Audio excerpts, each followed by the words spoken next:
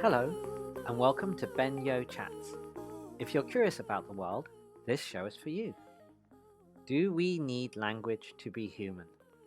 On this episode, I speak to Stephen Unwin. Steve is a theatre director and writer, as well as a chair of a disability charity. We speak about the challenges of running a theatre, touring, the strengths of realism and human scale theatre, and what it's like to go viral on Twitter. If you enjoy the show, please like and subscribe, as it helps others find the podcast. Thank you. Be well. Hey everyone, I'm super excited to be speaking to Steve Unwin. Steve is a theatre director and writer. Amongst many accomplishments, he has been the artistic director of the Rose Theatre. He founded ETT, English Touring Theatre. He's also the chair of the charity Kids, which provides services to children with disabilities. Steve, welcome. Thanks very much. Lovely to be here. So, Steve, do you think we need language to be human? I ask this because I guess I've been asked an exam question from science or neuroscience, and the typical question goes, does language make us human? Is it the defining characteristic? But if you flip it on its head, that kind of suggests that people who don't have language like us are not human like us, which is perhaps a troubling set of circumstances to be in. So do we need language to be human? That's a big, brilliant question. No, of course we don't need language to be human. And this goes right back to classical philosophy and the kind of endless question about how do we define human beings? What is human and what is non-human? And rational thought and language has been sort of promoted through thousands of years as somehow the defining factor. But it's really not good enough. It seems to be that a human being is the offspring of two human beings. And that's simply the best way of expressing that. I think that human beings are social animals, however. And I think there is an interesting thing, which is the range of communication which is available to human beings is enormous. So I think that by privileging speech as the only form of communication, we actually miss out on so much else in communication. The really interesting thing is that people, progressives will talk about body language one moment, and then the next moment they'll say speech is the definition of being human. So you want to say, well, what happened to all that body language that you were caring about?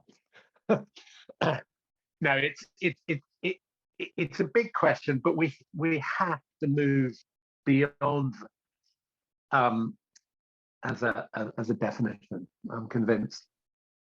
That makes a lot of sense. So we'll come back to perhaps disability and the meaning of human and things. But I was wondering first on the theatre theme, which I guess is a communication theme. You're a rare breed of theatre maker who continues to have a directing and writing and theatre career over many decades. And there's plenty of debate today as to whether British theatre is building back better and whether it's embracing creative opportunities or perhaps stuck in a rut. How do you feel theatre making has developed over the decades, and where do you see its strengths and weaknesses now? Another enormous question. Well, I've been working in the theatre predominantly as a director for 40 years, and there are a lot of things which have changed over those years.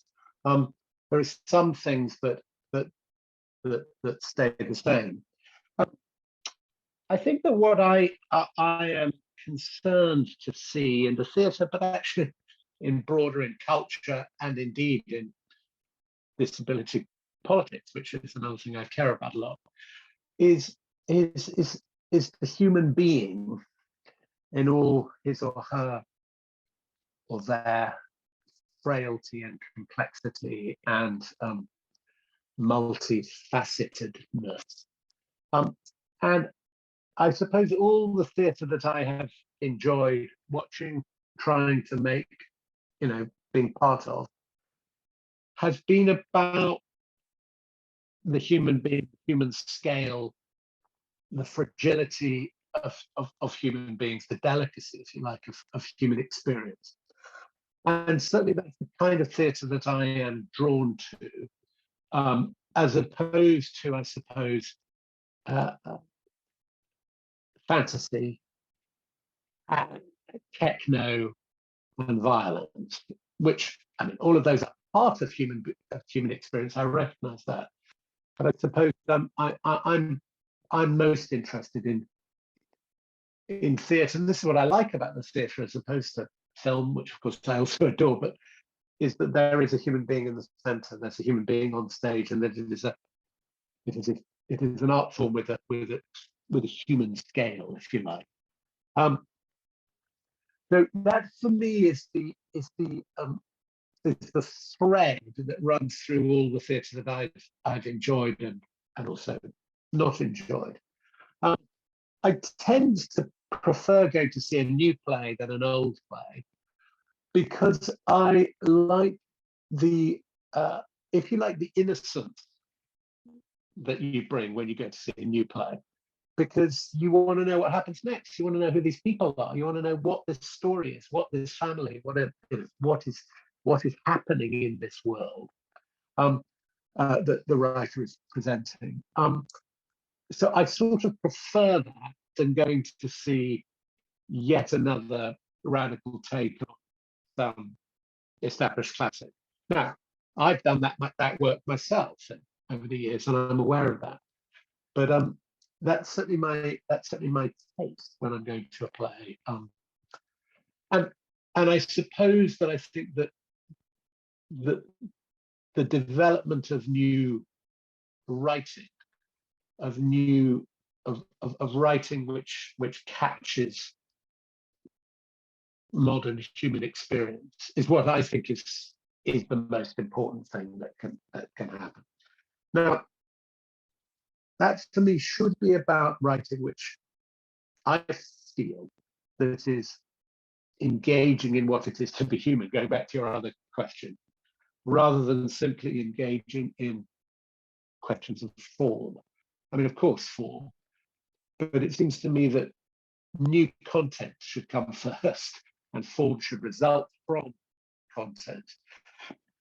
And I think it's important to recognize the number of experiences, of modern experiences, which the classical writers weren't able to write about. It's not their fault, it's there from the past. And so there's so many different kinds of different kinds of experiences, which are being more and more, either which are being more and more validated, like, for example, non-verbalism, we were talking about a bit, let alone climate change, all sorts of issues of multiculturalism, gender politics, and so on, which are new kinds of experiences. So I want to see, new plays. I do believe in drama. I do believe in plays. I believe in the playwrights. I think the playwright is I would hate to see the death of the playwright. I mean, of course, the death of individual playwrights is inevitable. But I do really believe in somebody sat there writing a play, writing a story with people coming, people talking to each other, connecting with each other, and through the action of the drama, showing some kind of psychological, social, political, cultural change. That interests me still. That interests me much, much more than the new style of directing. So which content first, or content over form, and the present, because in a way the present can talk about class, disability, gender, things which in the past were not to the fore. I mean, I find it interesting that actually we'll come to the fact that disability very poorly, if ever, represented on the stage, but even notions like class, which particularly in the UK seem very current, seem to have fallen away from the stage a little bit.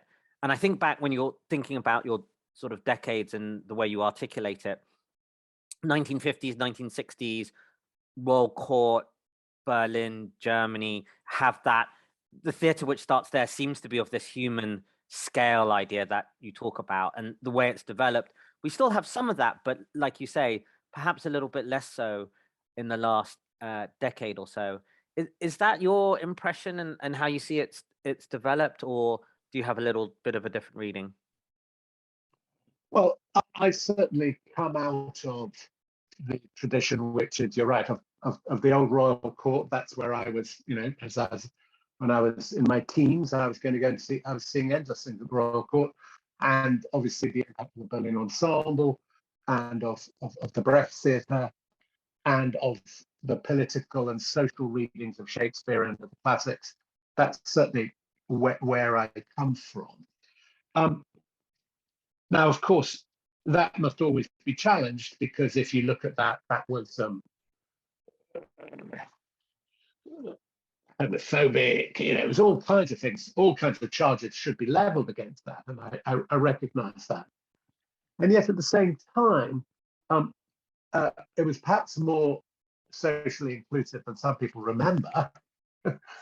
And I think most importantly, there was a realistic attitude to human life, to human beings.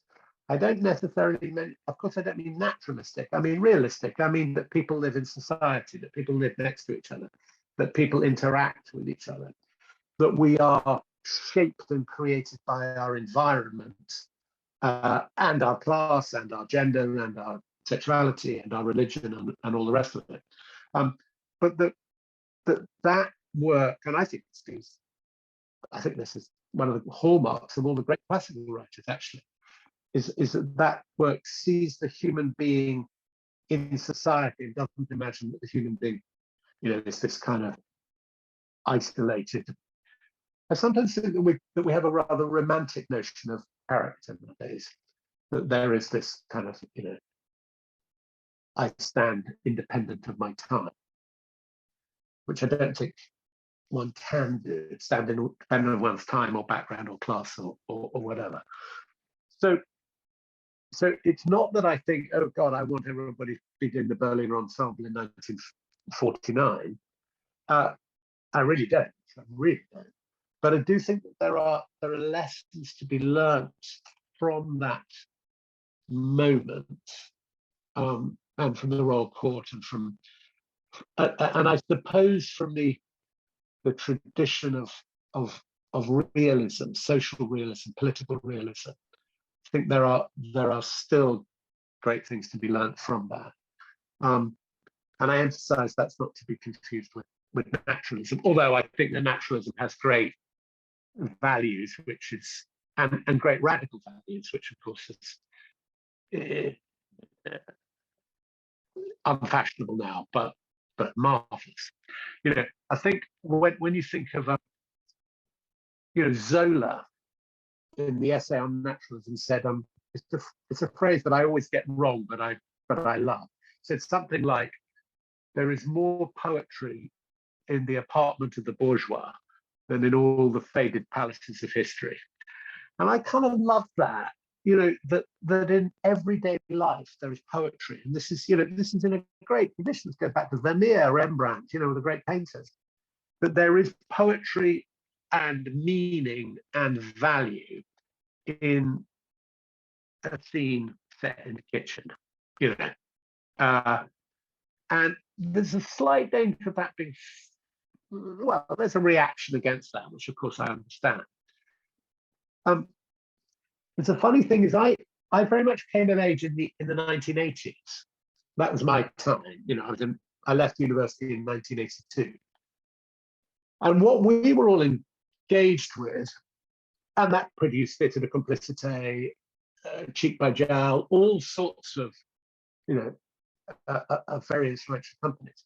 But I think we were engaged in with a reaction against Royal Court naturalism. And we said, we're bored of the kitchen sink. And I was involved in all of that. I look back on it and I go, it was right to have that tension with that, but we were perhaps, sorry, forgive the corny thing I'm going to say, but we were perhaps throwing out the kitchen sink, or whatever the phrase is. There was a value, there is a value in that social realism, and I got, I was getting all wrapped up in magic realism and and all of that, and then of course Lecoq and Clowning and a different tradition, which is liberating, but is also problematic. I remember a reading of Measure for Measure, which is one of my very favorite Shakespeare plays, and it was all about the Rabelaisian, liberation of sexuality, and the play was kind of the overthrow, was about the overthrow of repression. But when I look at Measure for Measure, what I see so much is it's the problems of commercial sex, which is disease and exploitation, and that the play seems to be dealing with that, rather than this all being jolly good fun and a good thing. I think it's going. I think this is really quite complicated. Sexuality is complicated because, of course, there's love and freedom on the one hand, but there's also this thing called exploitation and violence, and disease and all the rest of it. So, I think that Shakespeare brilliantly is being realistic and paradoxical, and not saying, hooray for unconstrained sexual expression. That makes a lot of sense, a lot to unpack there. I'm thinking with this. That's too dense. Yeah, I'm thinking of this tension between, I guess, the realism, naturalism school and the, say, magic realism, clowning, other traditions which entered and was a kind of counter reaction to that, and where we are emerging today. And I was thinking about the history of your own theatre making was touring, ETT, and then theatre building, Rose Theatre. And I was intrigued to think, is there anything which you think is really misunderstood about running a theatre building? So being kind of place-based and community-based and developing a work there. Does that make it easier to be part of a movement or something where you're reacting either for or against something? And would it learn something from touring or vice versa? I was just interested. Do you think anything which is really misunderstood about a theatre building? I meet a lot of theatre makers and they kind of think, oh, having a building is the be all and end all. And then some people who come out from buildings like, oh, I can't wait to be rid of that. I want to be touring or making my own work, making my own work again. Right, so it's all interesting, Ben. In a moment, I want to go back to the 80s because it's something I want to tell you about. But let's look at this first. Look, what's it? Coriolanus says there is a world elsewhere, and I think that's a really important point. That in Britain, unlike actually in a lot of European countries, everything is so centralised on London. Where I live, where you live, where most people who work in the theatre live. Not everybody, but lots of people. And there is this kind of economy which is kind of feeding on itself. And I set up, well, actually, there was a previous company which I took over and changed the name and changed everything about it in 1993. It's called Century Theatre, and I took it over and called it English Touring Theatre, and we relaunched it. But I remember when I was applying for that job, I did a play upstairs at the Royal Court. I directed a play upstairs at the Royal Court. And I remember sitting there on the first night and looking around, there's 60 people there. And I kind of found that I knew nearly all of the audience. And there were some theatre critics who I just sort of vaguely knew, but didn't really know. And I kind of felt, what really am I doing? I'm doing this work for my buddies and for myself. And for, this has got no political engagement, if you like. So when I then took over ETT and we were touring, I think I did a production of A Midsummer Night's Dream, which went to big theatres all over the country. Blackpool Grand, 800 people watching A Midsummer Night's Dream, and that seems to me is an engagement, a fascinating engagement, a difficult one. It's hard, it's complicated, because you've got a difficult building in some ways. You've got an audience which is very, very different in all sorts of ways, all sorts of different expectations about what an evening of the theatre should be, and so on. Incredibly difficult to generalize. But I found that engagement with a very different audience and a very different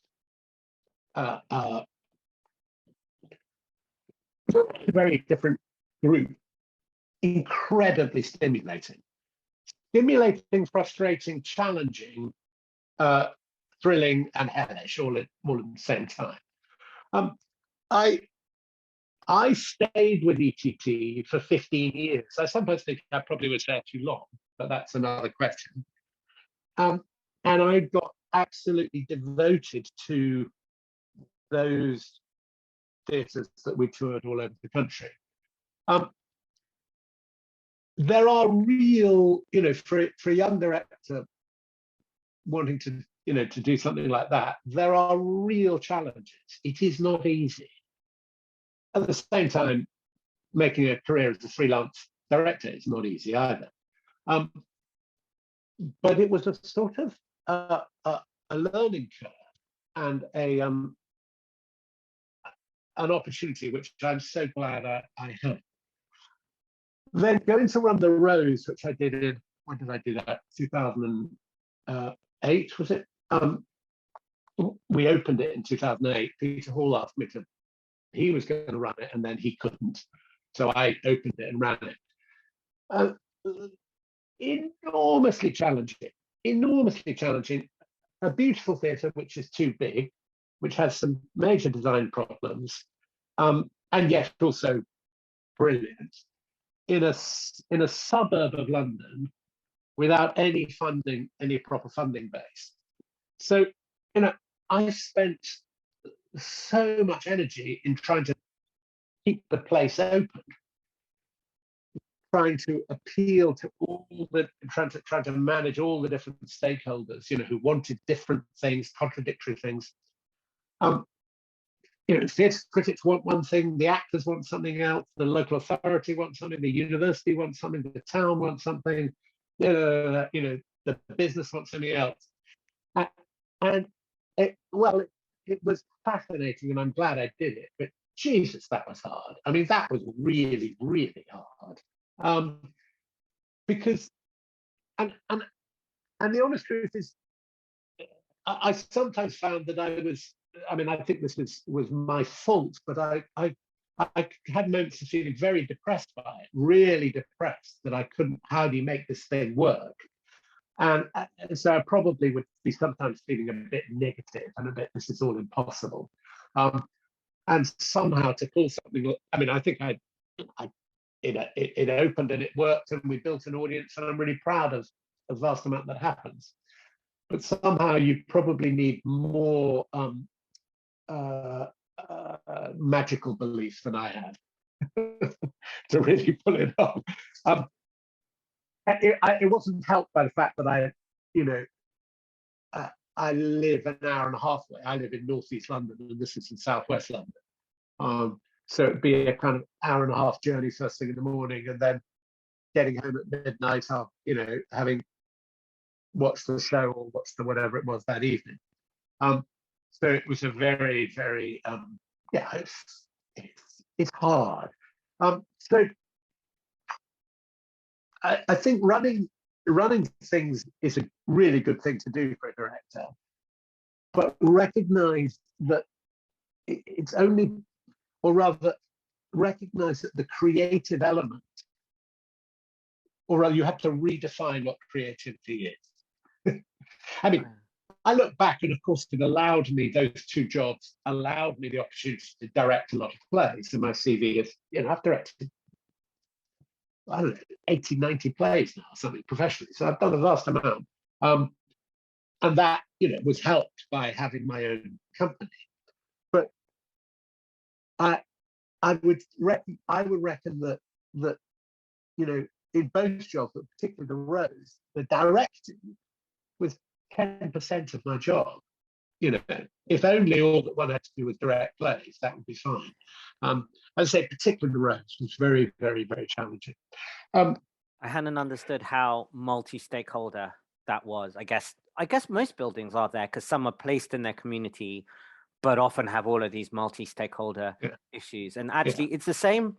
It's the same, interestingly, with science today. I speak to a lot of people who go into sort of post-PhD and they're about to think about becoming a professor, and they say, actually, I need to spend 60 or 70% of my time that high seeking funding and pleasing my other stakeholders to be able to do 20 or 30% of the science. Exactly. So coming back to the 80s. Go on. Oh, yeah, you wanted to make a comment on the 80s, but yeah, you had something to finish off on buildings. Please do. Well, I mean, just with buildings, you've got to imagine, the theatre critics go, we want something to write about. We need a fashionable star and an event. The local authority says, what are you doing for 7-year-olds, for children? Okay.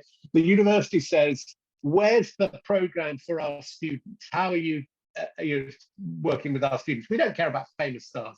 So that the philanthropists, some of the philanthropists want you to do a good program for local disabled children or whatever, which is great.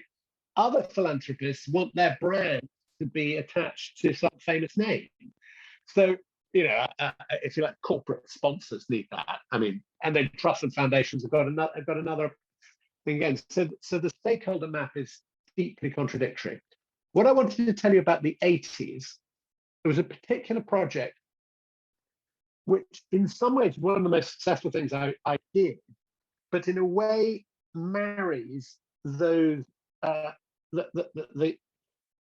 the notion of the social and political realism, if you like, that we're talking about, but also the new forms and the explosive nature of, I suppose, postmodernism, which was happening at the time.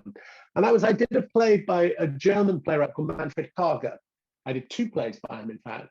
And this was called Man to Man. And it was a one-woman show, one-woman play, about an hour and 10 minutes. And it was played by my old friend from university, Hilda Swinton. And we did it at the Traverse, and then it went to the Royal Court. This is, I don't know, in 1986 or 7 or something. And I think what was interesting about that is this: Karger had come out of the Berliner Ensemble. He'd played Swiss Cheese and Mother Courage to Helena Weigel. So he was the full Brechty, if you like. But what he wrote was a play which absolutely had to have its own post-Brechtian theatrical self-consciousness and provocatory, fragmentary. It was a piece of pop art in some ways, but with its roots in a real serious political analysis. So that, which was a big success, an enormous hit, I think that was, in a way, was what it seemed to me was the place where what I inherited met what was happening, what was arriving, if you like, what was just emerging.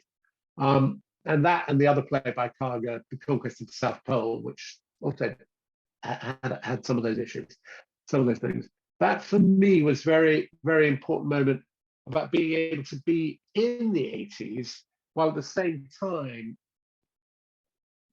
anxious about the 80s, if you like, which was, if you remember, was the high time of Thatcher, and that there was a pretty appalling, museum culture reactionary thing going on. Brideshead Revisited. And were you in Edinburgh a lot of that time? Because you spent a lot of theatre work around the Traverse, right? Yeah, I worked in Traverse for. Basically, I left university in 1982. I spent most of the 80s at the Traverse and started to do opera. and then 93 I founded ETT. 2008 I went to the Rose, so I was at ETT all the time.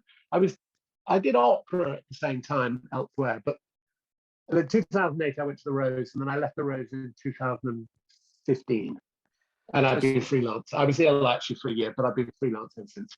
Is Edinburgh theatre less, how did you describe London theatre, where we feed on ourselves? Was Edinburgh a little bit less so because you have the festival every summer? Yeah. Or outside of the festival, I guess there's fewer theatres and it's smaller, but perhaps that means there's less feeding on itself to some extent? Well, there's a funny thing. The British theatre every 5 years discovers Europe. Okay, because there's this incredible thing called European theatre, right? And there's always a new person who's discovered Europe again. What's amazing about when I look back on the early 80s, you know, the Edinburgh Festival was extraordinarily European and international. You know, we had in the Traverse every year in the festival, we had 3 or 4 international companies. South Africa, we had a big connection with South Africa. But then, you go to Riverside Studios in London, and there was Thaddeus Cantor doing, the Debt Class and so on. So I think of that moment, those early 80s, as the most international I've known the British theatre. Okay. And the influences and the thinking in the British theatre was very, very international. And actually now feels much more in some ways, much more parochial than that. Now, obviously, at a different stage in my life, I probably don't go to the theatre as much. I don't, I'm doing my thing. And I'm probably less aware than I used to be. But yeah. Why do you think that is? Obviously, we've had Brexit, but it seems like it's been a longer decline, or a sort of up and down decline from that, if that's true. Anything in particular you would point to, or is it more sort of like a wave? I think I sometimes I don't want to be critical particularly. I sometimes observe a kind of productions happening to give a kind of ersatz experience of something that happened 15, 20, 30, 60 years ago. So if somebody remarkable did something remarkable, we'll now do a kind of echo event, which has kind of got a nostalgia built into it. I mean, what I like, I want to go and see somebody do something new. I want to see a new experience. I don't want to see a version of something that I saw when I was a kid. So I think there's a disconnect, a slight lack of self-confidence about the stories we want to tell. And that's because I think that people have got so caught in how you do it that I had a fascinating experience the other night. I finally watched Parasite, that brilliant film, that South Korean film. And what I had with it is I thought it was completely marvelous until the last 25 minutes, when it just descends into a gore fest. What was interesting is that, and it just became a gore fest and stylized and kind of just horrible. Whereas what was happening before was an absolute brilliant analysis of an appalling stratified class system, with some people living in abject poverty and some people living in huge luxury. And that was a brilliant thing to be seeing. And then I just want to go, why do you want to end it as in Gothic horror? And this is a content over form. It's a kind of in order to make it exciting, we have to have people being stabbed, or it's sort of like look, As You Like It is a better play than The Duchess and Malfi, is all I know. Yeah. You see what I mean? You see what I mean? And it- the Duchess and Malfi's got marvels about it, but it's also got a sort of a glittering obsession with violence and cruelty, which is just exotic as opposed to humane. yeah, and in some Human. ways, trying too hard, to please or be visceral, and therefore lose the heart of it. I did that kind of brings me on to my impression on how representative theatre is, and we've reflected earlier a little bit about class, gender, all of these other things which have waxed and waned a little bit. But one of those, which is close to both of us, is around, I guess, disability as widely thought about. And my impression is that theatre doesn't seem to reflect those stories at all in its making, or really in its or in its audiences, or when it does, the work can be very flawed, sort of even more flawed than the typical, because obviously we need to experiment and make mistakes. But I'm thinking of Puppet Gate, I'm thinking of other stories here, and maybe this is the way that that stories seep in. You know, you start with things which seem very narrow and trite, and it broadens as people understand the richness of their experience. But it does seem to got very stuck, or never really moved forward, both in the reflection of the stories it stages or its audiences. Or I know you've also written about and looked about in the wider lens of disability in history. I'd be interesting on how you see disability reflected in theatre or not.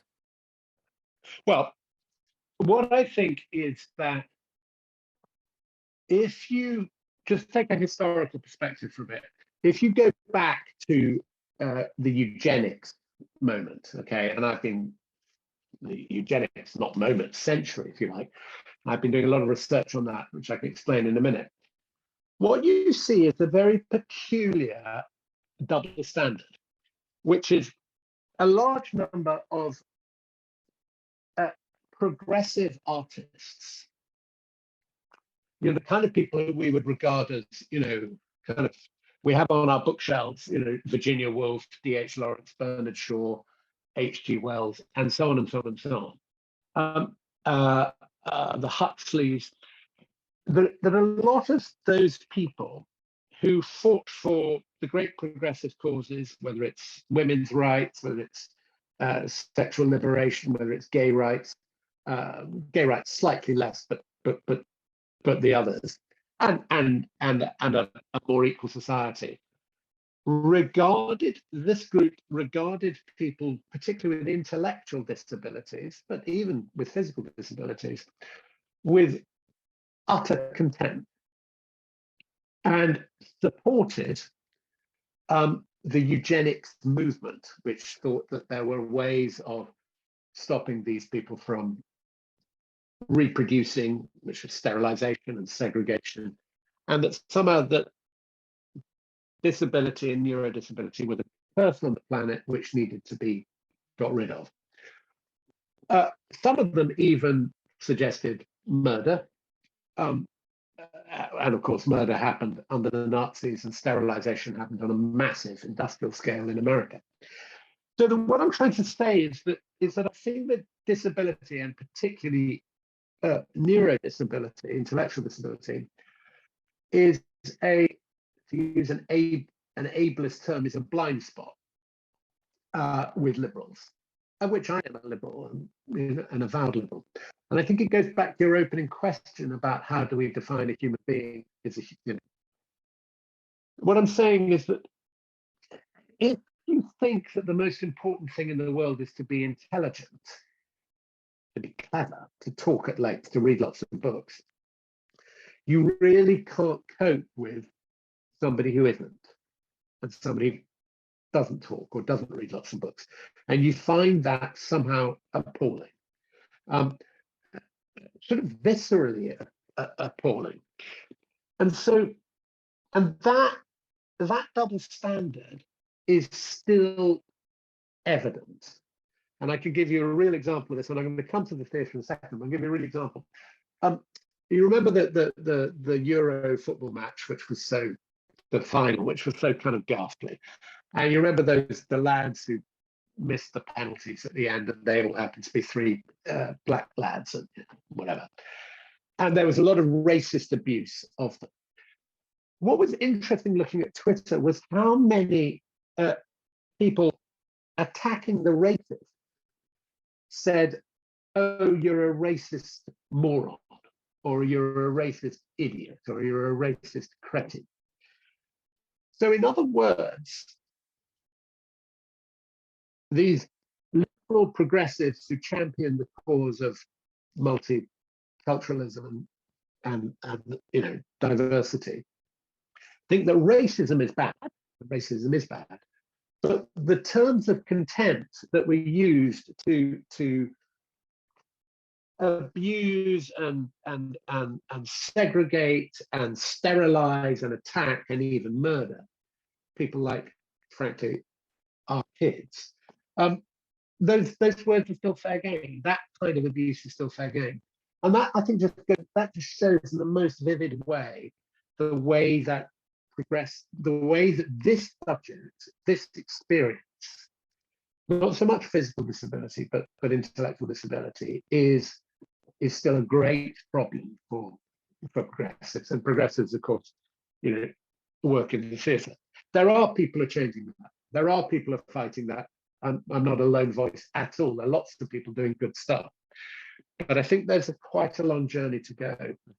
Has it always been this way? I probably have found through your work, Tom Shakespeare and some others, more relatively recently, sort of the history of disability or disability studies. If you look back in history, has it always been like this, or was specifically that intellectual movement around that eugenics time kind of catalyzed this movement against, and that stuck with us for all of these complex reasons that you said, and haven't dissipated to the same degree? Well, I think in a way the critical moment of this is much contested, but I think the critical moment is the Enlightenment, the 18th century. Now, the Enlightenment, hooray, bring on the Enlightenment. We all love the Enlightenment. But of course, what that started to do was categorize human beings. And so there are some people like this, other people like that. This kind of categorization, taxonomy, said that there were this group, and this group needed to be put into asylums, needed to be othered, needed to be treated in all sorts of ways. When that then hit the late 19th century with the crisis in overcrowded cities, hygiene, all sorts of anxieties about the mob and the mass, and the great unwashed and all those terrible phrases, the group who had been regarded previously as a fairly small group of what's called the feeble-minded then expanded exponentially to include anybody who people didn't like. So, alcoholics, schizophrenics, women who got pregnant outside of marriage, etc., were all bundled into this group called the feeble-minded, and terms like moron and imbecile and idiots and so on were invented to categorize this group. And that hit the most dreadful moment, of course, under the Nazis.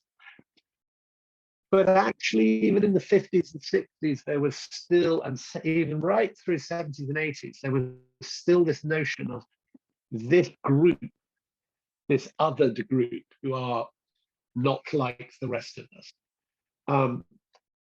as if it was an absolute, as if it was a binary choice between, intelligent or not intelligent. So I think it's the thing about intellectual disability is that it's an idea as much as a reality, and the more that it is kind of labeled and othered, the more it becomes problematic for people. So there is a brilliant new book called Those They're Called Idiots, which shows that George in London was rather relatively good at accepting and including people with different sorts of brains. So of course, George and London is pre the Enlightenment. Moving on into culture, the great movement in intellectual disability is self-advocacy, which is and still endures as a very, very important argument that people with intellectual and other disabilities should speak for themselves. They can speak for themselves. They can, you know, and we must listen to their voices. And that was allied with a very important phrase, which still endures in all sorts of areas, which is nothing about us without us, that you shouldn't have work about disabled people without including them or without them being by that group, by people from that group. And that is hugely important. I think there's a nuance, however, which needs to be understood, particularly when it comes to intellectual disability, is that, I mean, my son, Joey, who's 25, has no speech. He's not autistic. He has no speech because he's never developed speech. He has very severe intellectual disabilities, okay? He can't write a play. He really can't write a play. He has no words. He can sort of say yeah, and he says no other words. He weirdly sometimes says cup of tea, which is a very odd thing. Anyway, so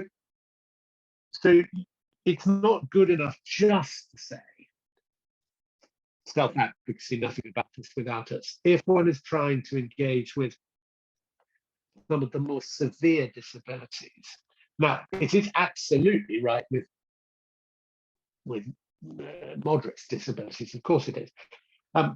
I suspect that the answer is to see self-advocacy as a continuum rather than an absolute. Let me explain what I mean.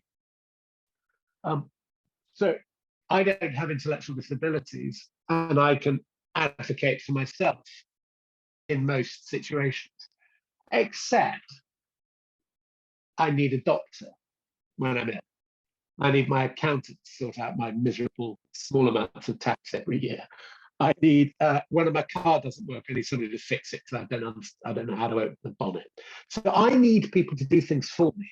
Okay, I cannot entirely self-advocate. I am not an entirely independent person, and no doubt as I get older, I will need. You know, when I was a baby, I did, and when I get older, I will need care and support as I become disabled through old age. This is what happens. So in the same way that I am not an entirely autonomous human being, so somebody with disability, you know, with evident disability, can't be an entirely autonomous human being. And then right through to Joey, who does advocate for himself, but in a very, very particular way, and actually, frankly, a small way, but his very presence is an act of self-advocacy. So it needs to be regarded as a continuum and not binary. And I think that that's a kind of a nuance that the politics and the cultural politics needs to embrace. I think there's some people who would disagree with me and would tell me off for saying that, but I think that's where I've got to. A continuum structure articulated that way, it seems to me one definite way that you can make it work. And like you say, self-advocacy can only go so far in all circumstances, particularly if you have a pluralist view of the world. I think that's right. As for artistic representation, I wrote my 10 points about what I want to see in representations of learning disabled people. I don't know if I can remember them all, but they're all about stop seeing learning disabilities as a metaphor, start seeing it as a reality. Don't see it as a tragedy, but also don't see it as, you know, I had this funny debate with somebody the other day who said, yeah, but learning disabled people are really clever. And I sort of want to say, well, so what are we then saying learning disabilities is? Yeah. There's a kind of, I think what I want, and I've just been reading Tom Shakespeare, I think it says the same, but in a much more sophisticated way, is I want kind of realism about these issues. The It seems to messiness of be human. yeah, it seems to be entirely possible to say that somebody like my Joey has infinite value, while at the same time saying he has very high needs. We've got to be able to do both.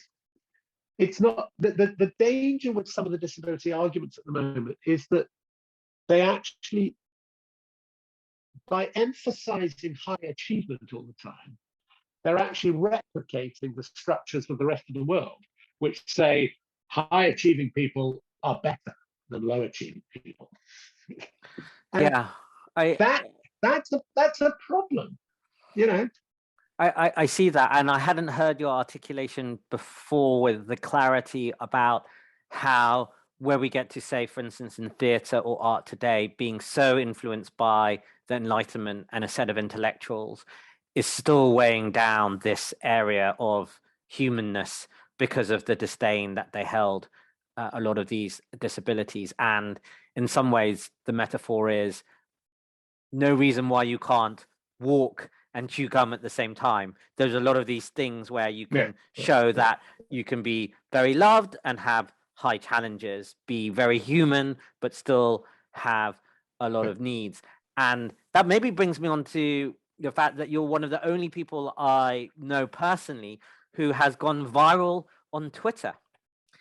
And actually, your virality on Twitter plays into this. What was that like? And I guess you probably wouldn't suggest it to anyone else being viral for a few hours or a moment in the sun, but it was due to the fact that we can celebrate a certain aspect of being human, and that's okay. Would you like to describe being viral on Twitter? I forgot. I think I've been viral on Twitter, I think 3 times, or is it 2? I can't remember. All about Joey. There was one which is it was Joey's 25th birthday. And I put a lovely photograph of him on his 25th birthday. And I said, he's 25, he's never spoken a word, and he's taught me more than I've ever taught him. And it went, I can't remember how many things it did. It went absolutely mad. And that was very kind of, it was a bit weird. The phone just kind of non-stop, but anyway, for a few hours. And then I think we were trending for a bit. But I think what was interesting about that is that I was sort of presenting people, and this is what I try to do, I think, is presenting people with what seems like a contradiction, which is somebody who has not spoken might teach. And it's true, he had taught me. He's taught me more than, I mean, I've got 3 kids. My other kids have taught me a few bits and pieces, but I've probably taught them more than they've taught me. Well, certainly my 13-year-old daughter. But Joey, I've tried to teach him a few things, and not really succeeded, but shit, he's taught me a lot. He's turned my life upside down. You know, my whole world is different. That was interesting. And then the other one, which was right at the beginning of, I think it was New Year's Day of 21, which is I put up a picture of Joey and me on our sofa, and I said, how terrible it is to be the dad of a learning disabled kid. And Joe and I were obviously smiling and laughing and tickling each other. And what was interesting about that is I got hundreds of responses of, did you do it, Ben? Did you reply to me? I can't remember. I didn't. I don't tweet so much on that, and I hadn't been using Twitter so much there. But it was the mock gloom, I think, was the phrase at the time. Well, so what was interesting about this is that hundreds of people sent photographs of them and their learning disabled child or brother or sister or whatever, you know, climbing a mountain, going to the pub, having a laugh, doing lovely things. And I then would reply to every one of them saying, oh God, how awful, I'm so sorry, thoughts and prayers. I just did a whole riff on this. Every single one of them I replied to. And what I think was interesting is that what they were saying, I sensed, is it's not the person that's the problem. It's the bigger problem, which is if we face problems with our learning disabled kids or whatever, it's the way that society engages or fails to engage or allows, or, it's not, it's, you can have a wonderful, wonderful time with somebody who's got profound learning disabilities. You can have a huge laugh. It can be brilliant. You can feel real joy and love, of course.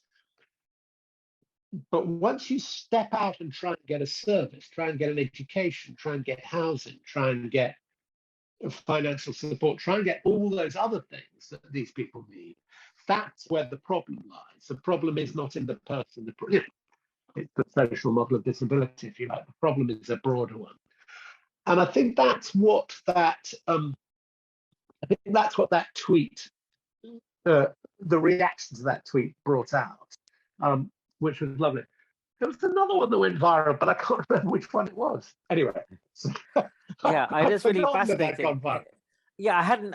The way you expressed that as a moment which essentially encapsulates the social model of disability, or this idea that it's society. If society's rules change, then actually everyone would be better off. No one would be the worse off, and that's the core of the problem, not the relationship. Well, I think it also defied the tragedy model. Yes. In that kind of ironic way, because these pictures would be, some saying, "Oh God, it's absolute hell," and there would be some lad tucking into chocolate cake and having a laugh. You know what I mean? I had a similar moment. I had a similar moment with Sally Phillips, who's been on the podcast as well, who has a disabled son, saying we've got very high challenges, but actually huge moments of joy as well, and we need to be able to celebrate that. Celebrate that as well.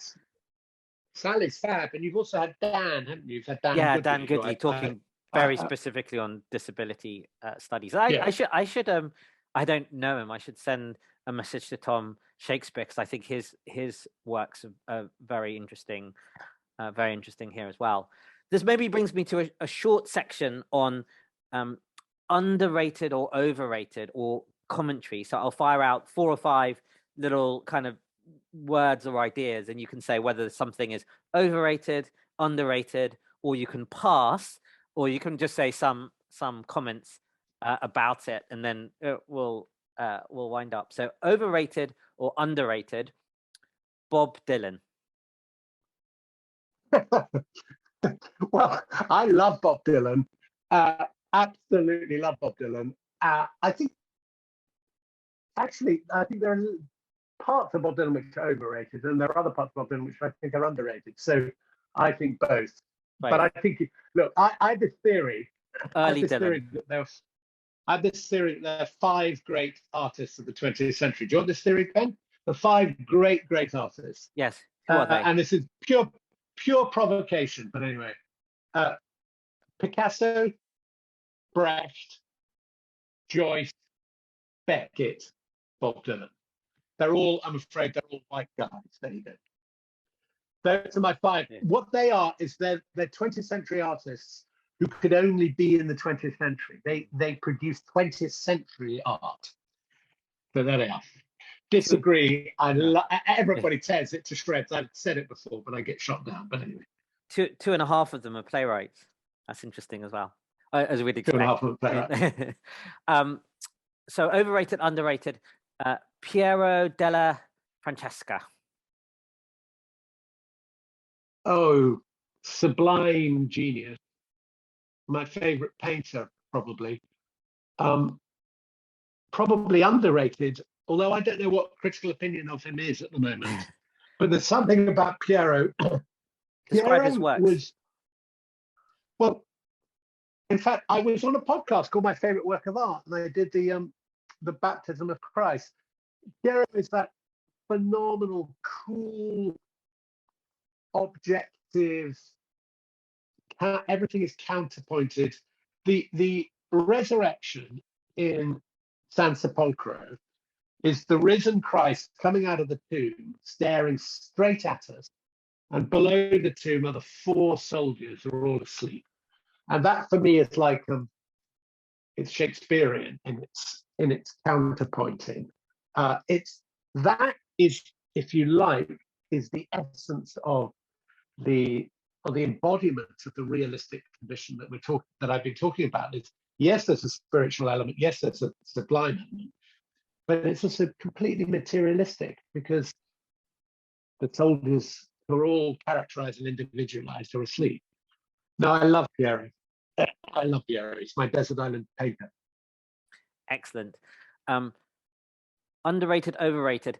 Having your own library. I think, again, we're not only one of the few people who I know who've gone viral on Twitter, and I haven't. You're probably one of the few people who I think have more books than me. I think I have maybe 1,000 to 2,000, so they're the low thousands. But my impression is you have several thousand, so you're a tiny order of magnitude above me. Is this overrated, underrated? How much do you love your library? These are very good questions. I wrote a thing on my blog about my library, and I absolutely love my books. It's a kind of it's an illness. I finished a book last night, and I said to Ginny, "Oh God, I've got to. What am I going to read next? I haven't got enough books. I need some more books." And she said, "Yes, dear, go and buy another one." I don't know. They're like my books are like my past. They're like my life. They're kind of companions through my life, and they're quite heterodox. There's a pretty broad range of stuff. Yeah, you see some of them with a little tiny bit of them behind me there. I can't read on. I find it really difficult reading on a Kindle. I don't like it. I like the book. I read in the bath, but I can't read hardbacks in the bath. No, I sometimes think there are 3. My brain is at any point has got 3 compartments. There's, my family, my friends, and people I love is in one compartment. There's my work, whatever I'm working on, is another compartment, and then what I'm reading, and sort of what music I'm listening to. But above all, what I'm reading is the third compartment. The best. I got this wonderful birthday present now 3 years running, and I hope I'll get it again. There's a brilliant publisher called the New York Review Books who do those beautiful books. And you just get a new book every month. And it's just a brilliant way of opening the brain. I'm a great believer in opening the brain, discovering stuff that you didn't know. I mean, I'm a complicated mix because I do that, and yet at the same time, I get very fixed on, I've got to read all of somebody who I've discovered, and I'm quite systematic. And I do occasionally pick up a book and I just go, I can't. But yeah, books. Excellent. So that's definitely underrated, having your own library, which is what I would suggest. And I do read some on Kindle, but I've ended up often buying the Kindle and the book. So I just double down. It's like, well, I might as well I might need to carry it around with me, or like a heavy hardback. I quite like it, but I'm not going to carry it around. So I read a little bit more on the Kindle, and then just end up having the book. And I'm in a stage in life where I don't mind giving authors double or triple on their books. You're a good man. So that's what I've ended up doing, having even more. But I just got double copies now. Yeah. I want. Well, maybe when this bloody thing is over, I can come and visit your library. I love other people's libraries. Absolutely fascinating. So look, I'm going to show you. I'm in my dining room. Okay. So that's a lot of European classics. Sort of no, it's not plays actually. Oh, classics. Dickens, literature. Okay, so Dickens and things, and Balzac and Tolstoy, and over there, that's all Shakespeare. That wall there. That's medieval. And now, is this okay to walk you through? Yes, just since you asked about the library, you might be interested.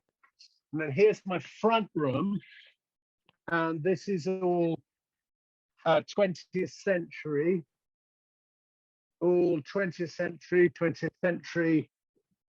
20th century is a lot of Brecht, a lot of Noel Coward, a lot of stuff. That's all history in there. and they're all piling up here. That's all sort of music and literary criticism. And then we go into my study, and I mean, this is all bonkers anyway. And those are all plays. That's a plays and drama. And that is, well, this is all learning disabilities, and the rest of it is just piles of crap. So you do. So there you go. I think you're the only person's library I've seen who has more plays and more books on disability than me. So that is a great thing. And I noticed also, and I think you've written about this in your blog, your history books had a very special looking bookcase as well. My history books have a special looking bookcase, yeah. Well, that bookcase, my mum left Hamburg. My mum is still alive. Left Hamburg as a child. She was born Monica Cohen in Hamburg in 1933, which is a bad idea. And some of the furniture came, they were a middle-class family in Hamburg. Some of the furniture came with them, including that bookcase with the glass front, which was, as I say, was in pre-war Hamburg once upon a time, and now here it is back in Stoke Newington. Stamford Hill, surrounded by Orthodox Jews. Great. Okay, so coming to our last couple of questions, maybe one. Would you like to tell us anything about some of the current projects you're working on? I think you might have written a new play which you're looking to work on and have some ideas, and maybe you can interweave this with what a productive day might look like for you, but you can tell us maybe something about your projects and how that works into your day.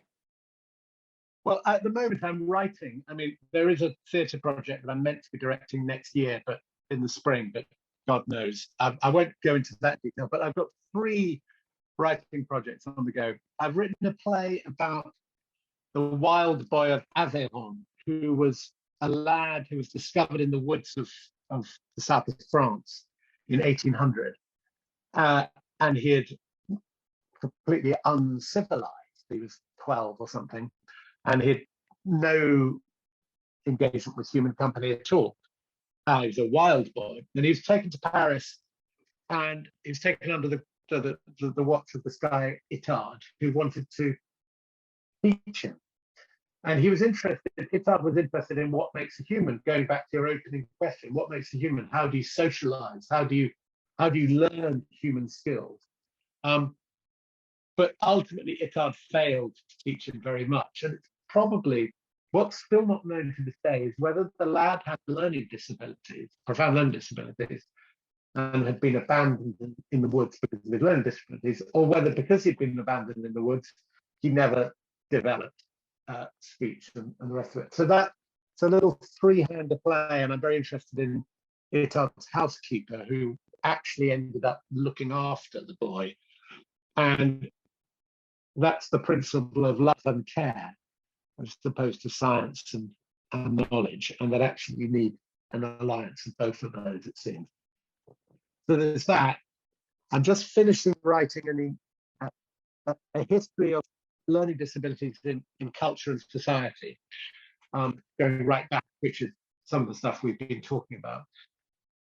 And there is a book which I'm not going to tell you what it's about, which is coming out in the spring of next year, which is my surprise, and is something I've been working on for 40 years, and it's finally been published by a very classy publisher. But I'm not going to tell you because I want it to have maximum surprise impact when it happens. So anyone listening, do watch out for that in the spring. Yeah, I'll put it up on Twitter the moment I'm allowed to. But that's what I'm working on. And that's what and then I'm, as you said, I'm the chair of the charity Kids, although I stand down in the summer. And most days there's a call about that, something that I have to respond to. So, and I go for a walk after lunch. I mean, I'm sort of, the theatre has, which is okay, has slightly turned its back on me. I mean, I still do some plays. I think my commitment to what I call realism, I think, isn't very fashionable at the moment, and that's life. But I I'd love to direct. I'd love to direct some more. There are some plays I really want to do, but it's a. I mean, I've got 2 projects next year. If Omicron passes us by. Great. So maybe that brings me to the final question: is do you have advice for anyone listening? Maybe reflecting on a conversation would be maybe what you have for thoughts for people who are liberal. What should liberals be thinking or doing? Or maybe you have some advice or thoughts for people who want to start off in the theatre, because it seems a particularly difficult time for theatre at the moment. So I don't know, any reflections on anything you'd like to share? Okay. So there's a phrase which keeps coming back in my head at the moment, which is that there is more in heaven and earth than is dreamt of in your philosophy. And that's, I think, one of the things that Joey has taught me. I didn't know anything about this stuff. And then Joey turns up and it's like, oh my God, there's all of that. And in a funny kind of way, I think that's the same with, for people like me as a devout Remainer, when you start thinking about Brexit, we start thinking about all of these kinds of culture war questions. I mean, I've had a bit of a learning curve recently about trans, which is something I didn't know and I hadn't really thought deeply enough. And that's been a bit of a learning curve, and I'm glad about that. But I think that people need to, there's a little bit of digging ourselves into our own position. And I just think we need to keep kind of opening up and finding connections rather than isolating. So there being more in heaven and earth. And I sort of feel that's my advice for, my advice, who's going to listen to me, but for people wanting to work in the theatre is, it's a big world out there. And, read everything, see everything, do everything, know everything, and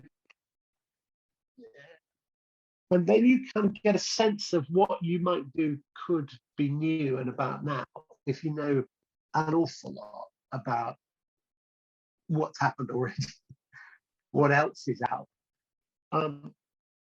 So yeah, you have to be passionate and committed to what you're doing, while at the same time continually being open to contradiction.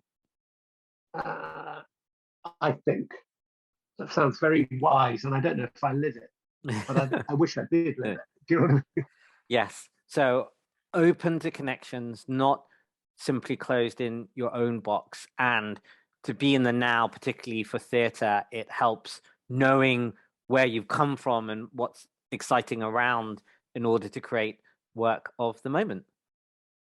I think that's right, and stuff which is about now, stuff that can only be about now rather than about then. And that, of course, there are some human things which endure, but you can't,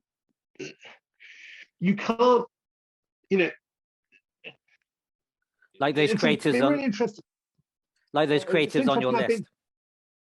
Like, could only be creators of the now, of this century or last century. Yeah, it's interesting in the learning disabilities culture bit. It's my view that Shakespeare did not write anything about learning disabilities. There isn't a character there with learning disabilities. And in a way, it wasn't really a concept. It wasn't really an idea. I mean, the word idiot in those days, by the way, meant somebody without social standing. It didn't mean learning disabilities. Or status. So a tale told by an idiot is a tale told by a peasant. So, and that's interesting. That you don't say therefore Shakespeare should never be done or is evil, but you do say, well, this is interesting. In order to, let's write a play which engages with as a learning disabled character or whatever, because even the great Shakespeare did. So maybe it's time that it happened. You see what I mean? Yeah, great. Well, with that, I think that's an excellent thing to end on. So, Steve, thank you very much for the conversation. Oh, Ben, it was great delight. Lovely. Hope it made sense. Yeah, thank you. If you appreciate the show, please like and subscribe, as it helps others find the podcast.